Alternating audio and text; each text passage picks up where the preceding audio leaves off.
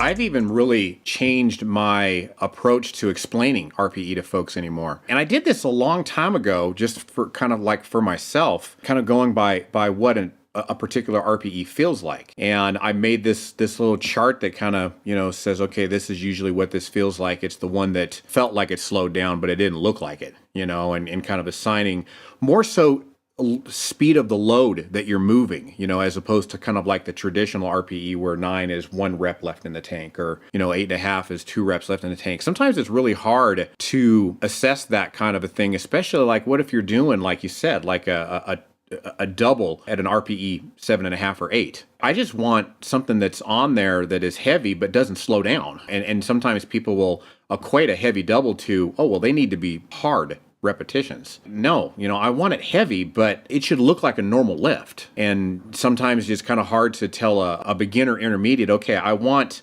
a single, but I wanted a 1 rep max. I wanted a single where it's a teensy bit slower than how it normally looks. And usually that correlates well to an 8.5, which, usually correlates pretty darn well to, if I had a gun to your head, you could do 2 more, And so I've really kind of gone more so the way of assessing RPE kind of like in the heat of the moment when you're underneath that bar and looking at how the speed of that load and how that bar is moving. And so then therefore, like you said, Eric, I'll just say, okay, you know what? Here's our minimum, our maximum. I want you to use no less than this amount of load, but no more than this amount of load. And I want you to get an RPE 8.5 to where it's just a little bit slow. Even like with Berto, I never really even thought about that, but I'll use kind of like, ascending sets. And I'll say, okay, you know what? If it didn't feel like an RPE 8.5, I'll let you go ahead and do another one. I'll let you try again, but only 2 attempts at that 8.5. So that's kind of been kind of getting back to things that I've changed, a lot here in like this just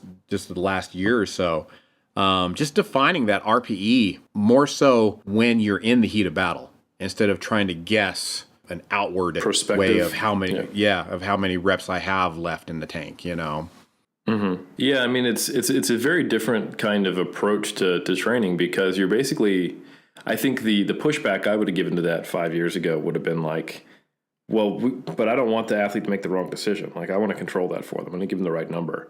And I think now I realize that the athlete getting the opportunity to get the wrong number is really important for their development, because they're going to end up having to be on the platform choosing attempts, And like the principal skill that a powerlifter needs is to be able to gauge how much do I have left in me.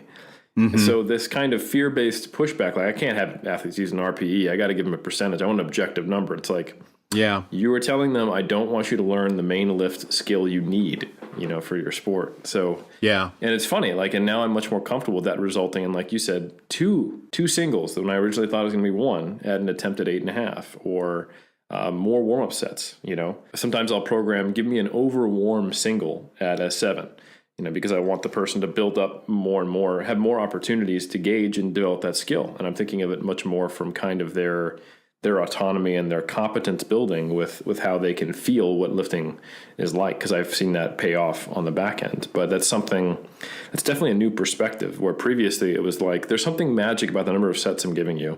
I chose the number, and probably not for any good or logical reason, but now that I've chosen it, this is the magic formula, and I cannot change it because periodization,